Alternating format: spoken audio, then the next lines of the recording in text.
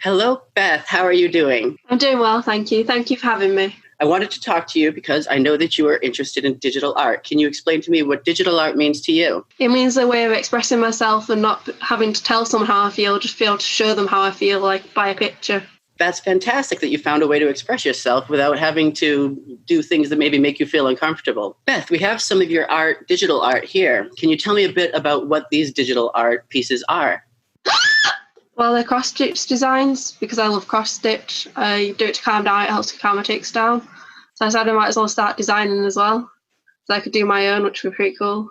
Do you have any other fun hobbies or interests that help you kind of express yourself without having to be uncomfortable?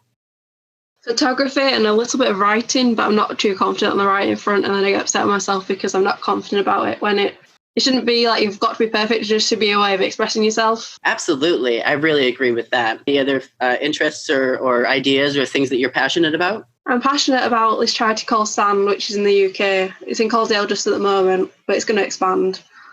And we're trying to make people aware of neurodiverse conditions and help people with neurodiverse conditions keep connected. Awesome. Beth, you have a condition called Tourette's syndrome, is that right? Yep. Can you tell me a bit about how what Tourette's syndrome is? Tourette's syndrome is like a hiccup in your brain.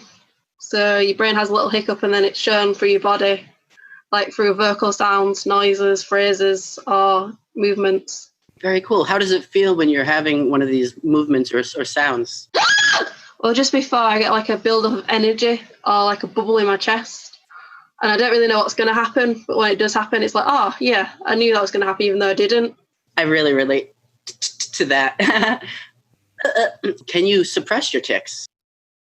Accidentally, yeah. Like when I feel really stressed about people noticing, sometimes I might suppress them, but I don't know how I do it. It just happens naturally? Yeah. Does that lead to any buildup of tics later?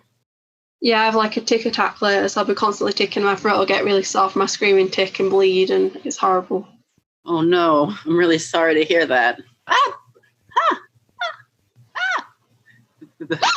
Beth, when were you diagnosed with Tourette? When I was 17, so my dad thought I was faking it when I was younger, when I was rolling my eyes and stuff. He was like, no, she's just being disrespectful. And I was like, no, I'm not.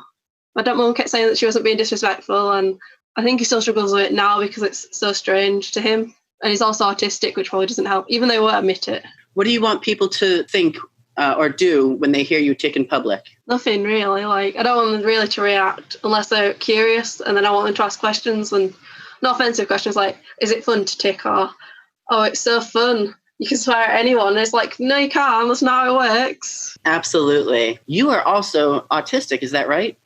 Yeah. Can you tell me a bit about what that means? It just means my brain's wired differently to everyone else's. Wired differently in what way, do you say? So like socially and communication, it doesn't work the same as everyone else does. So when people know when to talk, I don't really know when to talk.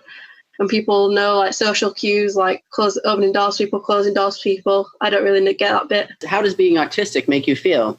Happy most of the time, but then when I'm really struggling, it's a bit like, it makes me sad at points because people don't understand.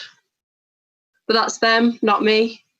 How did you find out that you were autistic? I always said I was different, and she kept going to school and asking, and I got to a really dark stage when I was 16 where I was really depressed, and we went into school, didn't see the normal person, we saw the Senko this time. The Senko went, I know exactly what this is, it's autism, and because you've been suppressing and masking so long, it's made you feel like this. And then my mum started crying, and she was like, oh, I've known something different all my life. And it was quite dramatic. What's your favorite thing about being autistic? Hyperfocus. Can you tell me about that? It's where you can focus so well on something you forget everything else that's happening around you. So you get tasks done really fast because you just hyper-focus on them. How does that benefit you? Well, it means that I'm a really good swimming teacher because I really like swimming and I'll be able to hyper-focus on it and get really good at it. Oh, that's awesome. You're a swimming teacher? Well, I am now, but I don't know if I will be in the future because I've developed coprolalia, you know. Oh, yes, coprolalia and or copropraxia. I have both. We're saying bad or obscene words or giving, gestures like the middle fingers as I often do. and they were saying the parents didn't like it, but I was saying, but you need to promote neurodiversity. You can't just give up on someone because they've got coprolalia or copropraxia or whatever they've got. Yeah, that's wicked sad. I'm sorry to hear that. Anything else you want to tell us about autism?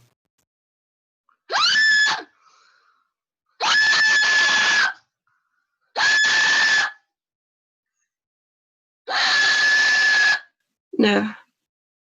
No, okay. Awesome. I'm really happy that we got to talk today. Thank you so much for coming. Thank you.